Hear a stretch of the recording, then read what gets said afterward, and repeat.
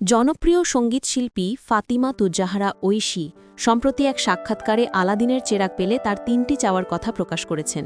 আর প্রথম চাওয়ায় তিনি তার বাবাকে ফিরে পেতে চান। ঐশী বলেন, আমার জীবনে বাবা ছিলেন ছায়ার মতো। তিনি আমার পাশে থাকতেন প্রতিটি স্টেজ, প্রতিটি সিদ্ধান্তে।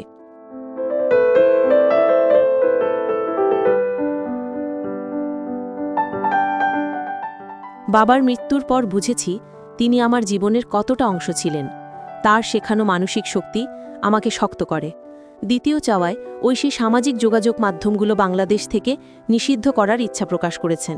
তিনি বলেন, এই মাধ্যমগুলো মানুষের ভালোর জন্য তৈরি হলেও আমাদের দেশে মানুষ এগুলো ব্যবহার করছে অকারণে। শিল্পীরা যখন তাদের কাজ নিয়ে ভক্তদের সঙ্গে সংযোগ করতে চায়, তখনই উদ্ভট ও হিংসাত্মক মন্তব্যগুলো আমাদের ভেতর বিষবাষ্প ছড়াচ্ছে। আমি চাই এই মাধ্যমগুলো সঠিক ব্যবহার না হলে বন্ধ করা হোক।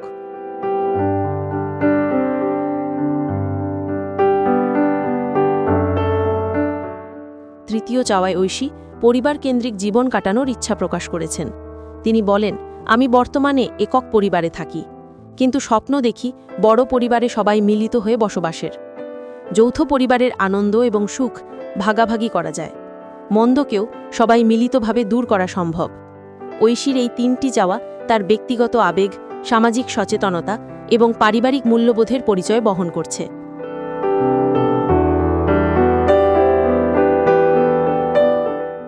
ভক্তদের সঙ্গে তার সংযোগ আরও গভীর হচ্ছে এই আবেগঘন কথার মাধ্যমে।